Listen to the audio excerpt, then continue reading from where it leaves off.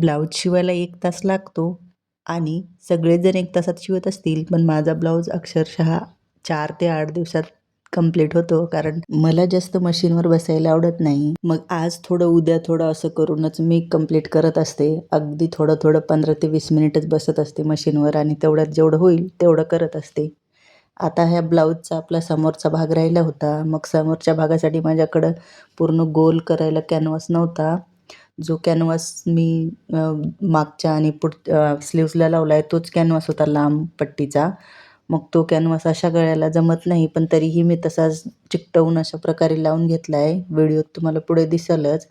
समोर मला गळा वेगळा करायचा होता, पण नंतर म्हणलं की कॅनव्हास नाही आहे, तर जसा कॅनव्हासला गळा बसेल तसा कॅनव्हासच्या हिशोबाने मग मी गळा केला आणि कॅनव्हास हा चिपकवून घेतला असा क्रॉसमध्ये दोन्ही साईडने आणि नंतर जो एक्स्ट्राचा कॅनव्हास आहे तो कट करून टाकला. जर तुम्ही माझा पहिल्यांदाच व्हिडिओ पाहत असाल तर तुम्ही मागच्या व्हिडिओमध्ये मी याची स्लीव्ज आणि बॅकचं पार्ट टाकलेला आहे. जर तो तुम्हाला पाहायचा असेल तर नक्की पाहू शकता. हा जरी सिंपल असला तरी स्लीव्ज आणि बॅक खूप सुंदर तयार झाले त्याच्या. तुम्हाला याची खाली ही लिंक दिसेल आणि जर चॅनलला व्हिजिट करून पाहत असाल तर तिथेही तुम्ही पाहू शकता. गळ्याची कटिंग करून घेतली आणि हाता जो कापड आहे तो पलटी करून घेतलं. पलटी केल्याच्या नंतर तुम्हाला इथे जर शिलाई मारायची असेल तर मारा किंवा नाही मारली तरी हरकत नाही.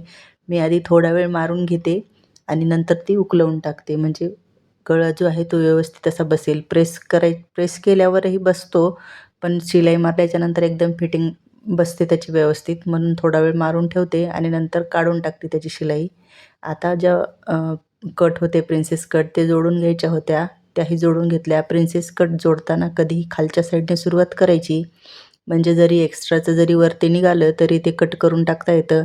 आधीच जे आहे ते आर्महोल कट करायचे नसतात प्रिन्सेस कटमध्ये. जेव्हा आपण प्रिन्सेस कट जोडतो तेव्हाच करायचे आणि जेव्हा प्रिन्सेस कट जोडतो तेव्हा खालच्या साईडने अशा प्रकारे हा गोलाकार तयार होतो. आता अर्धा इंच जो आहे तो समोरून आणि कमरेकडच्या साईडने बाहेर निघत असतो. त्यावेळेस एक स्केल ठेवायची स्ट्रेट आणि जितकं एक्स्ट्रा आहे तितकं सरळ असं भागामध्ये कट करून घ्यायचं, म्हणजे ब्लाऊज जो आहे तो कमरेतून खालच्या साईडला घसरणार नाही. आजच्यासाठी एवढंच. बाय.